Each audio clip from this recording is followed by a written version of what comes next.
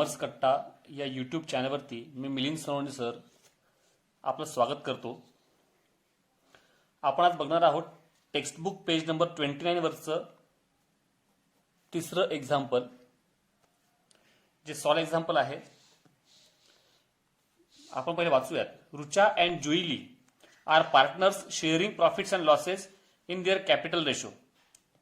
रुचा आणि जुईली हे दोन्ही काय आहेत? पार्टनर आहेत. त्यांचा रेशो काय सांगितलेला आहे? तर कॅपिटल रेशो. कॅपिटल रेशो म्हणजे काय?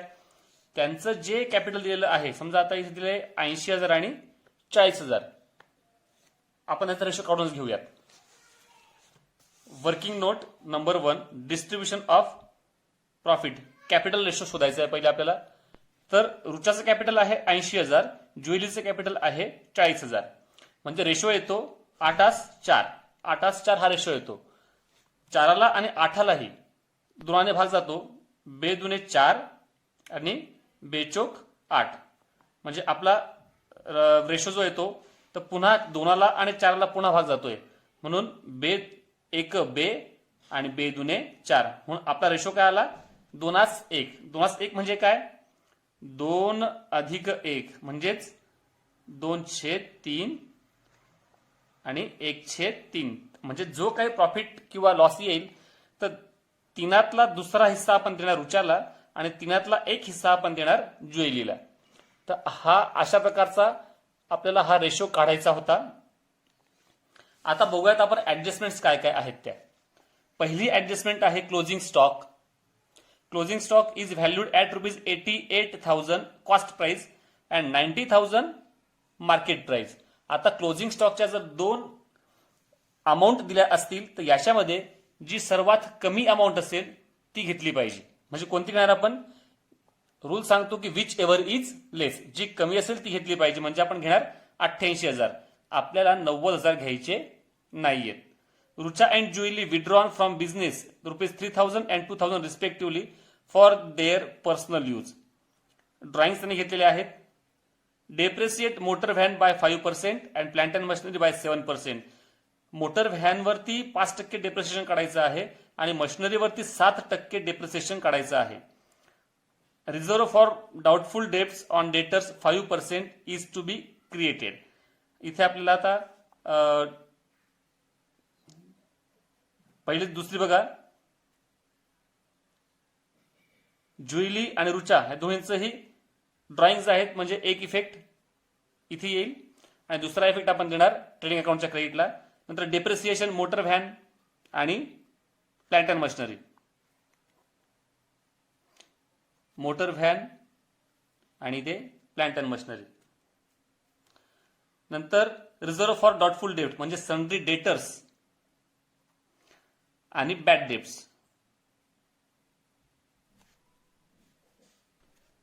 त्यांनी बॅड डेब्ट्स दिलेले नाहीयेत, तरीही आपल्याला त्याचा इफेक्ट एक प्रॉफिट अँड लॉस अकाउंटच्या डेबिटला घ्यावा लागेल. Outstanding wedges. वेजेस जे आहे हे देणं बाकी आहे. Goods of ₹6,000 were purchased on credit but no entry was found in the books of account. म्हणजेच ही एंट्री होणार अनरेकॉर्डेड परचेसेसची. म्हणजे परचेसमध्ये आपण ऍड करणार पहिला इफेक्ट ₹6,000 आणि दुसरा आपण ऍड करणार सन्ड्री डेटर्समध्ये. सॉरी, आपण परचेस केला आहे म्हणजे आपण दुसरा टाकणार तो सन्ड्री क्रेडिटर्समध्ये. कारण का? कारण आपण उधारीने माल खरेदी केला आहे. आपण उधारीने खरेदी केला असेल तर आपले क्रेडिटर्स वाढतील, कारण आपलं देणं वाढतं आहे. बरोबर.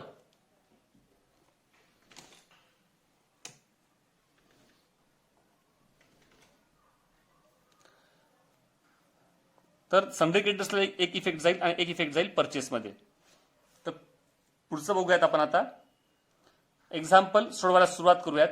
सर्वप्रथम आपण करणार आहोत ऍडजस्टमेंट. पहिली ऍडजस्टमेंट नेहमीप्रमाणे क्लोजिंग स्टॉक ही तर प्रत्येक एक्झाम्पलमध्ये असतेच ही adjustment.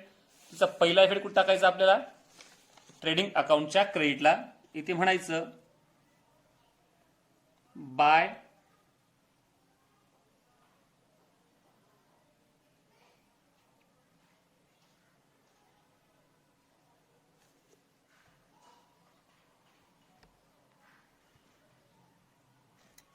By closing stock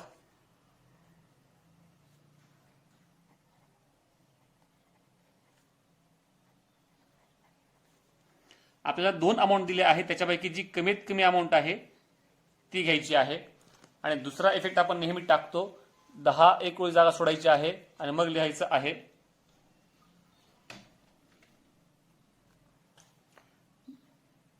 bye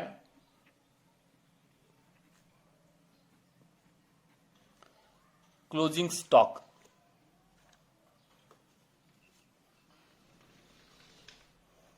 $88,000. नंतर दुसरी ऍडजस्टमेंट आहे, Rucha and Julie withdrawn from business ₹3,000 and 2,000 respectively. दोघांनीही ड्रॉइंग्स घेतलेले आहेत. मग हे ड्रॉइंग्स आपण काय करणार, तर त्यांच्या कॅपिटल मधनं आपण पहिले त्यांना लेस करणार. त्यांचं कॅपिटल पहिले लिहून घेऊयात.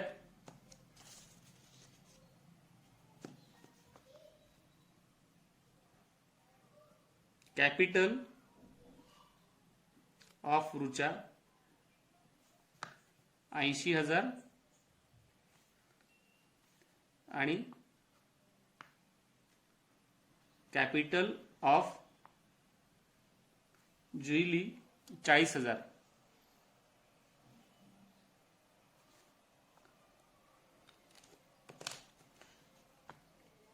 ड्रॉइंग्स जे आहेत हे आपण नेहमी लेस करतो. लेस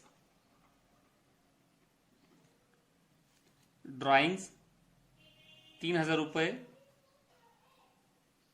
80,000 3,000 गेले, उरले 77,000. आणि इथे पण लेस ड्रॉइंग्स 2,000. 40,000 2,000 गेले, 38,000. हा झाला पहिला इफेक्ट ड्रॉइंगचा. आणि ड्रॉइंग म्हणजेच काय, तर पार्टनर्सने व्यवसायातून काही पैसे उचललेले आहेत, काढलेले आहेत. म्हणजे त्याचा दुसरा इफेक्ट नेहमी कुठे जातो, तर ट्रेडिंग अकाउंटच्या क्रेडिटला. मग इथे म्हणा by goods withdrawn by partner.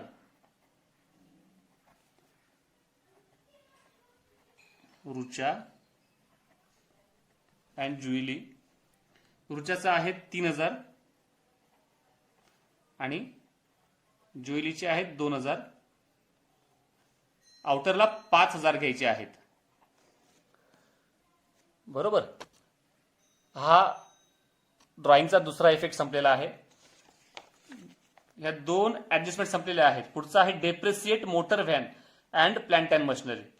मग पहिले आपण ह्या दोन्ही ऍसेट आहेत, आपल्या फिक्स ऍसेट आहेत, या आपण पहिले लिहून घेऊयात. इथे घेऊ मोटर व्हॅन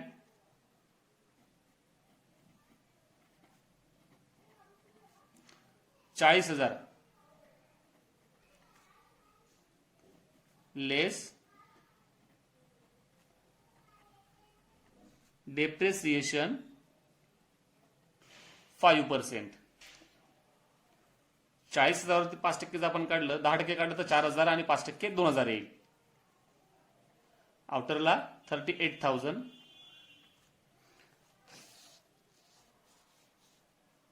या ठिकाणी बघा मोटर व्हॅन होते आपली 40,000. पुढचं त्यांनी सांगितलेलं आपल्याला डेप्रिसिएशन मशिनरीवरती. प्लांट अँड मशिनरी आपली आहे 13,800. मग इथे घ्या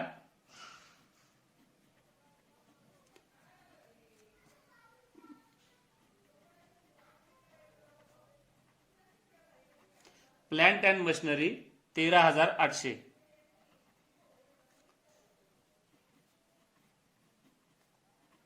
लेस डेप्रिसिएशन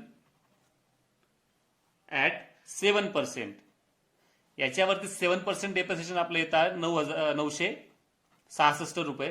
हे वजा केल्यानंतर आउटरला येणार आहे 12,834. मी नेहमी सांगतो की स्वतः तुम्ही ह्या वर्किंग नोट करून बघायच्या आहेत. सोपं आहे. 13,800 गुणिले 7 जे उत्तर येईल त्याला भागिले 100. म्हणजे शेवटचे 2 शून्य जे येतील ते आपल्याला फक्त कट करायचे आहेत. म्हणजे 966 आपलं उत्तर आलेलं आहे. डेप्रिसिएशन म्हटल्यानंतर आपल्या व्यवसायाचा तोटा आहे. खर्च आहे तर तो आपण टाकणार कुठे, तर प्रॉफिट अँड लॉस अकाउंटच्या डेबिटला. मग इथे म्हणा to depreciation on motor van 2000 आणि plant and machinery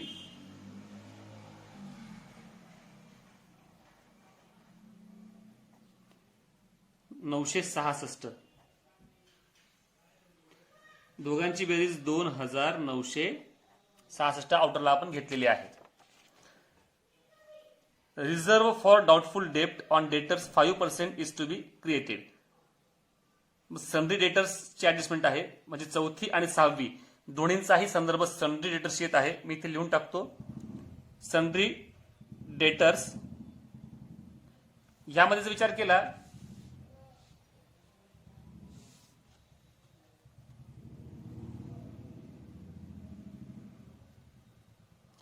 closing stock नंतर प्रीपेड, तर यामध्ये जर विचार केला आपण तर प्रथमतः आपल्याला चौथी ऍडजस्टमेंट करावी लागेल आणि सनरी डेटर्स आपण लिहितो आहोत. त्याची अमाऊंट आहे 62,000 आणि आपल्याला जी ऍडजस्टमेंट करायची आहे goods of ₹6,000 purchased on credit. इथे कुठे आपल्याला काही दिले का एकदा चेक करून घ्यावं लागेल आपल्याला. अनरेकॉर्डेड सेल्स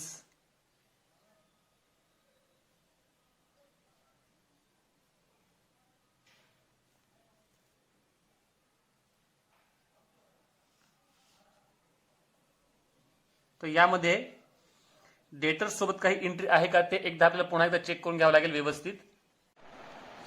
जेव्हा मी एक्झाम्पल चेक केलं तेव्हा कळलं की यामध्ये अनरेकॉर्डेड सेल्स 6,000ची त्यांनी ऍडजस्टमेंटच दिलेली नाही.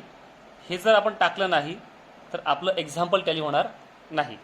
म्हणजे ही एक ऍडजस्टमेंट एलिमेंट त्याच्यामध्ये त्यांच्याकडनं लिहायची राहून गेली आहे आणि सॉल्व्ह करताना मात्र त्यामध्ये त्यांनी 6,000 अनरेकॉर्डेड सेल्स म्हणून दाखवलेले आहेत. म्हणून ही एक ऍडजस्टमेंट आपणही आपल्या पुस्तकात लिहून घ्यायची आहे. म्हणजे अनरेकॉर्डेड सेल्सची ऍडजस्टमेंट पहिले करावी लागेल. मग तीही आपण पहिले करून घेऊयात. सेल्स आपण कुठे घेतो, तर सेल्स घेतो आपण ट्रेडिंग अकाउंटच्या डेबिटला बाय सेल्स 1,48,000. हे झाले सेल्स 1,48,000. नंतर याच्यातनं आपल्याला काय करायचं आहे, ऍड अनरेकॉर्डेड सेल्स अमाउंट 6,000.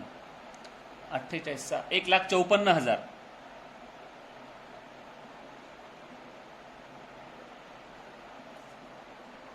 बरोबर. आणि दुसरा इफेक्ट कुठे जाईल, आपण जर सेल्स केला होता आपण असं गृहीत धरतो की तो उधारने केलेला असेल, म्हणजे आपले वाढणार काय, तर डेटर्स वाढणार आहेत. म्हणून इथे म्हणायचं ऍड अनरेकॉर्डेड सेल्स 6,000. 68,000 इनरास ठेवायचे आहेत. म्हणजे ही एक ऍडजस्टमेंट आपल्याकडे दिलेली नव्हती म्हणून थोडंसं कन्फ्युजन होतं, पण तेही आता क्लिअर झालेलं आहे. पुढचं आहे आरडीडी काढायचं आहे. तर आरडीडी काढायची असेल तर आपल्याला त्याच्या आधी जर कोणत्या अजून ऍडजस्टमेंट असतील तर त्याही लिहून घ्यावे लागतात. इथे बघूयात की कुठे बॅड डेट्स त्या दिलेले आहेत का, तर त्यांनी बॅड डेट्स कुठेही दिलेले नाही आहेत. तरीही आपण एक करूयात की या ठिकाणी आपण लिहून घेऊयात टू बॅड डेट्स. इथे फक्त डॅश करूयात आणि मग आता इकडे आपण काय करायचं आहे, ऍडजस्टमेंट नंबर 4 जी आहे ही सोडवायला आपण सुरुवात करूयात. आणि डेटर्सवरती त्यांनी सांगितलेलं आहे की आपल्याला 5% आरडीडी काढायची आहे. मग आरडीडी काय करतो आपण, तर लेस करतो नेहमी. म्हणून इथे म्हणा लेस न्यू आरडीडी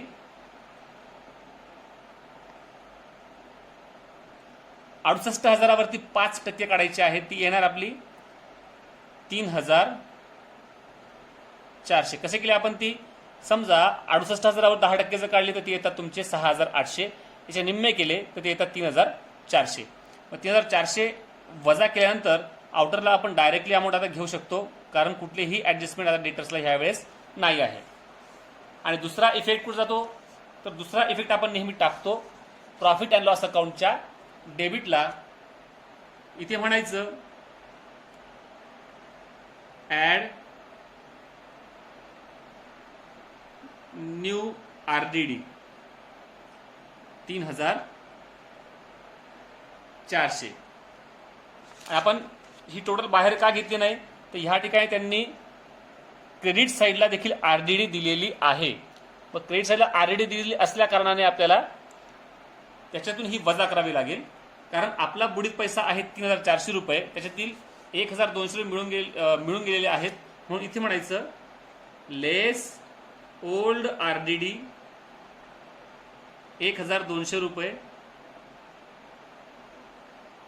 आउटरला येतील 2,200. म्हणजे आपली ही पण ॲडजस्टमेंट संपलेली आहे. पुढची आहे आउटस्टँडिंग वेजेस. वेजेस कुठे टाकतो आपण?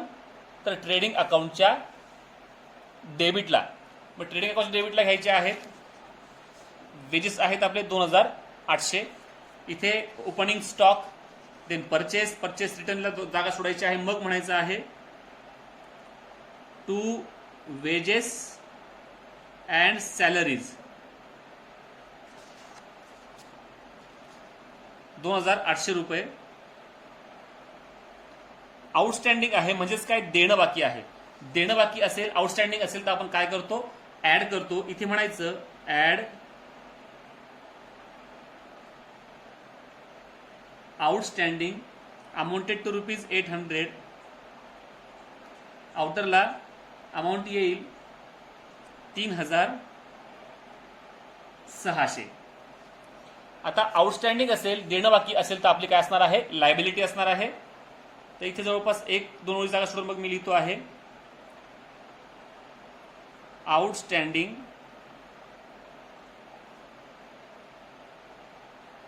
वेजेस 800 रुपये. Then goods of ₹6,000 were purchased on credit but no entry was found in the books of account. Purchase आहेत 1 नंबरलाच, ते लिहून टाकू आपण, कारण हे अनरेकॉर्डेड परचेसेस आहेत. मग ट्रेडिंग अकाउंटच्या डेबिटला पहिले म्हणा टू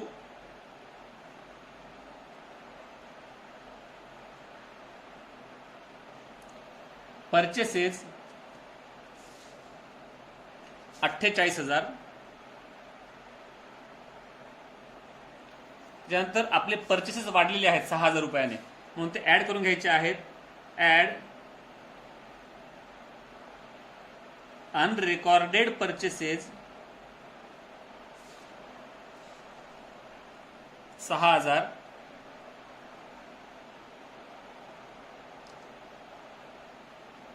त्याची टोटल ठेवायची आहे इनरलाच 54,000. मी आता बारीक लिहितो आहे कारण तिथे अजून आपल्याला परचेस रिटर्न ही वजा करायचे आहेत. बरोबर. नंतर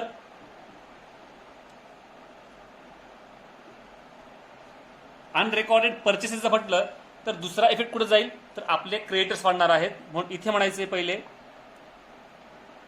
सन्ड्री कुठे? तर ऍसेट साईडला, लायबिलिटी साईडला सन्ड्री क्रेडिटर्स ते आहेत 22,000. अनरेकॉर्डेड सेल्स असेल तर डेटर्स वाढतात, आणि अनरेकॉर्डेड परचेसेस असतील तर काय वाढतील? आपले क्रेडिटर्स वाढतील, कारण आपलं देणं वाढतंय. म्हणून इथे म्हणायचं ऍड अनरेकॉर्डेड परचेस अमाऊंट आहे ₹6,000. 28,000 डायरेक्ट आउटरला आपण घेणार आहोत. बरोबर. म्हणजे ही पण ऍडजस्टमेंट संपलेली आहे.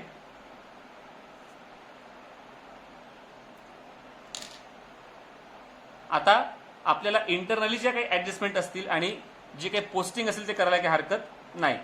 इथे एकदा चेक करून घ्यायचं आहे सर्व प्रकारचे 2 इफेक्ट दिले आहेत का. गुड्स ऑफ ₹6,000 म्हणजे अनरेकॉर्डेड परचेसेसचे 2 इफेक्ट दिले आहेत आपण. एक सनरी क्रेडिटर्समध्ये ॲड आणि दुसरा परचेसमध्ये ॲड केला आहे. नंतर आउटस्टँडिंग वेजेस पण आपण केलं आहे ॲड आउटस्टँडिंग आणि दुसरा इफेक्ट लायबिलिटी साईडला आउटस्टँडिंग वेजेस. नंतर RDD 5% इथे आपण वजा केले आहे आणि इथेही आपण ती दाखवलेली आहे ₹3,400. अनरेकॉर्डेड सेल्स या ठिकाणी आपण तो ॲड केला आहे आणि इकडे डेटर्समध्येही आपण ॲड केला आहे. नंतर डेप्रिसिएशन आपण इथे दाखवलं आहे दोघांचे डेप्रिसिएशन आणि ते दुसरा इफेक्ट आपण दिला आहे प्रॉफिट अँड लॉस अकाउंटच्याच डेबिटला.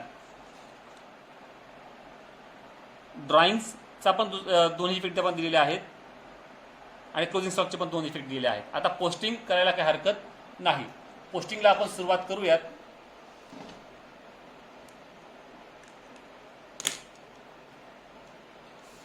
परचेसेस आपलं झालेलं आहे. फक्त परचेसेस मध्ये रिटर्न जे आहेत रिटर्न आपल्याला वजा करायचे बाकी आहेत ते आपण करून घेऊयात. ट्रेडिंग अकाउंटच्या डेबिटला इथे म्हणायचं आहे लेस, थोडी जागा आज सुटून गेली आहे, परचेस रिटर्न 6,000. आउटरला येतील आता पुन्हा 48,000 बरोबर. नंतर ट्रेड एक्सपेन्सेस जर दिलेलं असेल आणि त्यासोबत जर ऑफिस एक्सपेन्सेस किंवा सन्ड्री एक्सपेन्सेस अशा काही आयटम दिला असेल, इथं काही जनरल एक्सपेन्सेस दिलेला आहे, मी तर स्टार करतो. हा एक नियम आहे. जर ट्रेड एक्सपेन्सेस हा आयटम दिला असेल आणि त्यासोबत office expenses, sundry expenses, general expenses यापैकी कुठलाही एक आयटम असेल तर अशा वेळी ट्रेड एक्सपेन्सेस हा आयटम जातो ट्रेडिंग अकाउंटच्या डेबिटला. अन्यथा जर ह्या तिन्हीपैकी कोणताही एक आयटम दिला नसेल, trade expenses, sundry expenses, general expenses, तर ट्रेड एक्सपेन्सेस हा आपण टाकत असतो नेहमी प्रॉफिट अँड लॉस अकाउंटच्या डेबिटला. पण आता इथे जनरल एक्सपेन्सेस दिलेला आहे म्हणून तो टाकायचा कुठे आपल्याला, टू ट्रेडिंग अकाउंटच्या डेबिटला, टू ट्रेड एक्सपेन्सेस ₹3,000. नंतर आहे सॅलरीज प्रॉफिट अँड लॉस अकाउंटच्या डेबिटलाच, टू सॅलरीज 4,500. हे पण झालेलं आहे. ऍडव्हर्टाइजमेंट फॉर 2 इयर्स म्हणतायत. ऍडव्हर्टाइजमेंट कुठे टाकतो आपण ते टाकतो प्रॉफिट अँड लॉस अकाउंटच्या डेबिटला म्हणायचं टू ऍडव्हर्टाइजमेंट आहेत ₹4,000. आता इथे म्हटलंय ते ₹4,000 पण ऍक्च्युअल त्यांनी कंसात काय म्हटलंय फॉर 2 इयर्स म्हणजे 2 वर्षाकरता जर 4,000 असेल तर एका वर्षाकरता किती 2,000 म्हणजे आपले 2,000 काय असणार आहेत प्रीपेड असणार आहेत. म्हणून प्रीपेड जर असतील तर आपण काय करतो तर ते लेस करून घेतो. म्हणून इथे म्हणायचं आहे लेस प्रीपेड 2,000 आउटरला 2,000 आणि प्रीपेड जर असतील तर आपण दुसरा इफेक्ट कुठे देतो तर तो असतो बॅलन्स शीटच्या ॲसेट साईडला, कारण आपण केव्हाही ते परत मागू शकतो आणि पुन्हा पुढच्या वर्षी पुन्हा द्यायची गरज नाहीये. म्हणून इथे म्हणायचं प्रीपेड ॲडव्हर्टाइजमेंट अमाऊंट ₹2,000. ही इंटरनली ॲडजस्टमेंट होती. नंतर आहे सेल्स रिटर्न, तेही आपण वजा करून घेऊयात. सेल्स मधून आपण काय करणार आहोत सेल्स रिटर्न वजा करणार आहोत. इथे म्हणायचं आहे लेस सेल्स रिटर्न, त्याची अमाऊंट आहे ₹8,000.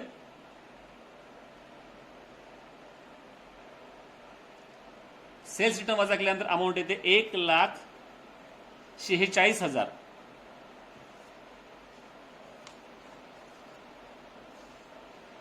बरोबर. त्यानंतर आहे फ्री होल्ड प्रॉपर्टी. प्रॉपर्टी आहे आपण ती कुठे येणार, तर ह्या ठिकाणी घेऊयात आपण, ती म्हणजे ऍसेट साईडला फ्री होल्ड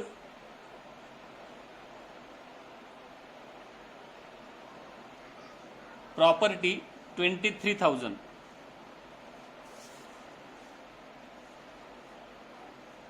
ऑफिस रेंट, ऑफिसचा खर्च आहे म्हणजे तो जाणार आहे प्रॉफिट अँड लॉस अकाउंटच्या डेबिटला म्हणा, टू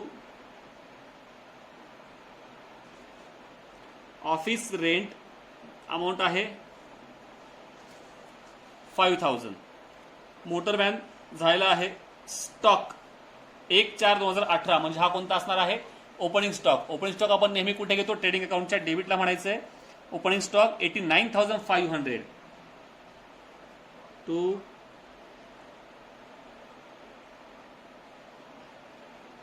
$89,500. नंतर general expenses.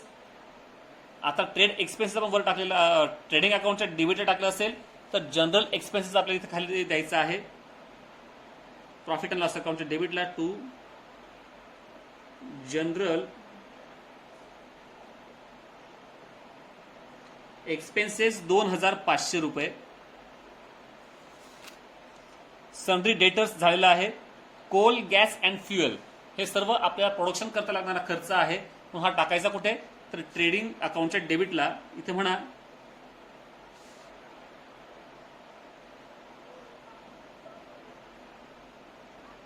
To coal, gas and fuel. Amount आहे 1,000 रुपये. नंतर कॅरेज इनवर्ड. कॅरेज इनवर्ड म्हणजे वाहतुकीचा खर्च आला आहे, कच्चा माल आणण्याकरता आलेला खर्च असेल तर तो इथे लिहायचा आहे ट्रेडिंग अकाउंटच्या डेबिटला, to carriage inward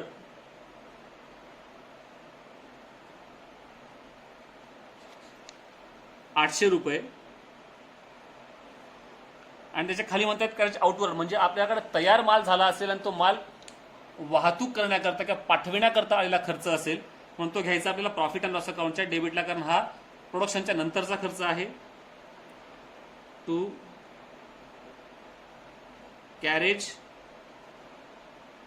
outward 1,300. Plant and machinery झालेला आहे. नंतर बघूयात आपण capital account Rucha and Julie हे पण झालेलं आहे. सर्व्हिस क्रेडिटर्स पण झालेला आहे. सेल्स पण झालेला आहे. आरडीडी पण घेतली गेलेली आहे. बिल्स पेएबल आहे. तर आपण बिल्स पेएबल कुठे घेतो, तर आपली ही लायबिलिटी आहे, देणं बाकी आहे म्हणून इथे म्हणायचं आहे लायबिलिटी साईडला बिल्स पेएबल अमाऊंट ₹12,000. 12,000 रुपये त्याचे आहेत. आणि परचेस रिटर्न जे आहे हे पण आपलं झालेलं आहे. अशा प्रकारे सर्व पोस्टिंगही आपलं झालेलं आहे. आता आपल्याला करायचं आहे टॅली. तर आपण आता टॅली करूयात. सर्वात पहिले ट्रेडिंग अकाउंट. ट्रेडिंग अकाउंटच्या क्रेडिट साईडची पहिली बेरीज करूयात. ट्रेडिंग अकाउंटच्या क्रेडिट साईडची बेरीज ही एकूण येते 2,39,000 आणि मग डेबिट साईडची बेरीज जेव्हा केली तर ती येते 1,45,900.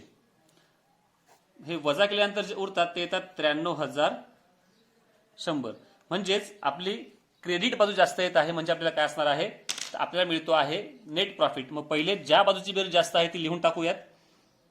2,39,000 आणि डेबिटला किती कमी पडतायत त्याला म्हणतो आपण टू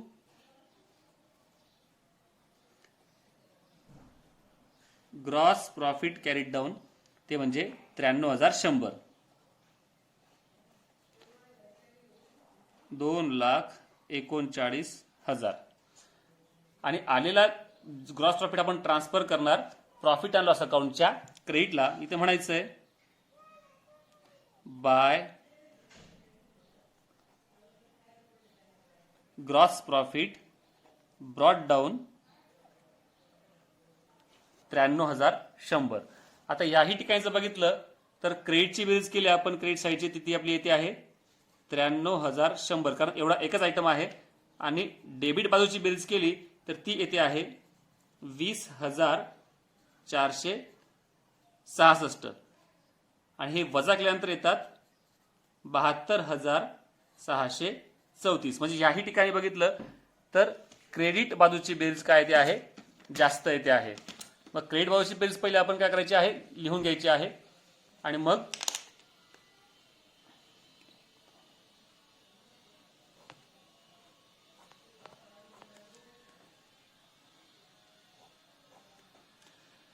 तर 93,100 ही पहिले लिहून घेऊयात. आणि डेबिटला किती काही पडत आहेत, 72,634. म्हणजे आपल्याला मिळालेलं आहे net profit to net profit carried down. पहिला पार्टनर आहे रुचा, नंतर जुईली. तर बघा यांचा जो नेट प्रॉफिट येतो आहे तो एकूण किती येतोय आपला, आपण आता काढलेला 72,634. मग आता हा 72,534 आपण जो काही रेशो काढलेला आहे त्या रेशो प्रमाणे आपल्याला काय करायचं आहे, वाटायचा आहे.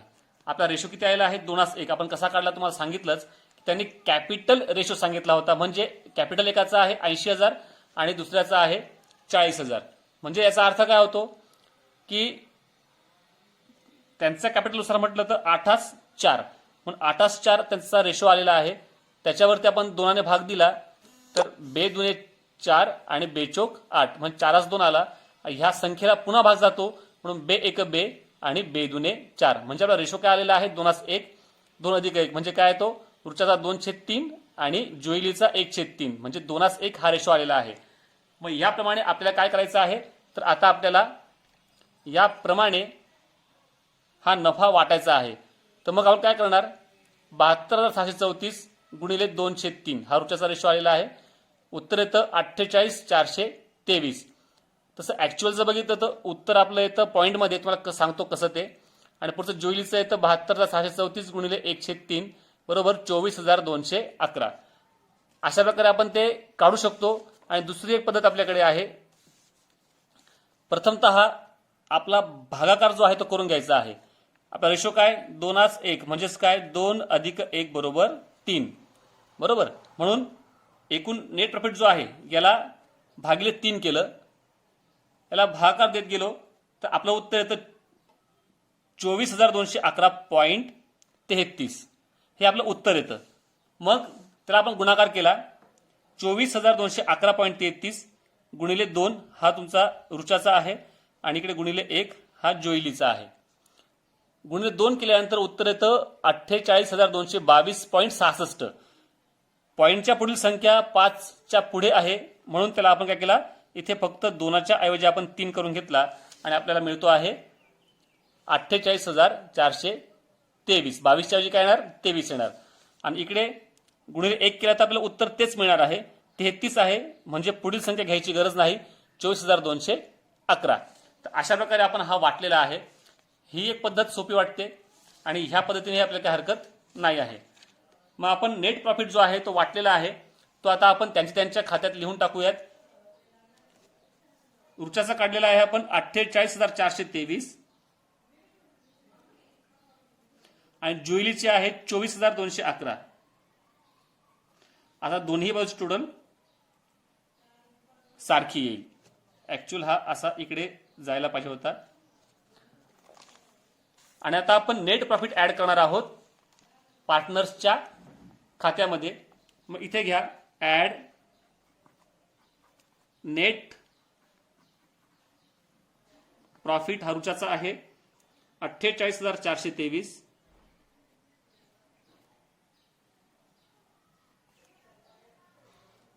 आउटरला येईल 1,25,423 1,25,423. जुईली ऍड नेट प्रॉफिट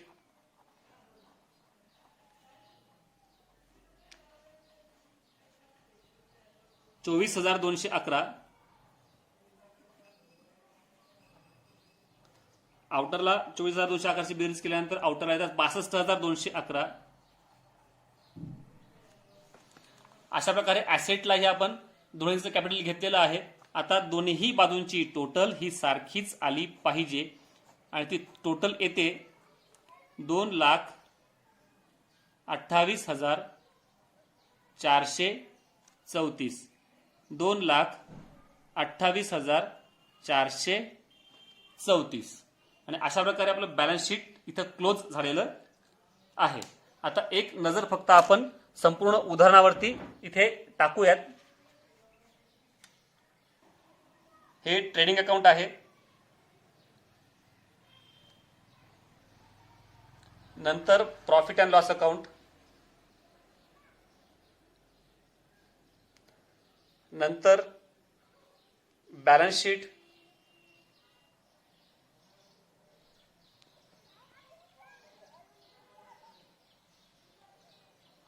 नंतर वर्किंग नोट,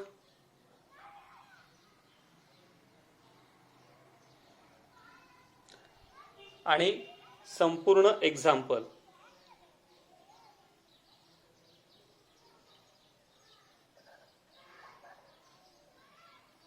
अशा प्रकारे एक्झाम्पल पूर्ण झालेलं आहे. धन्यवाद.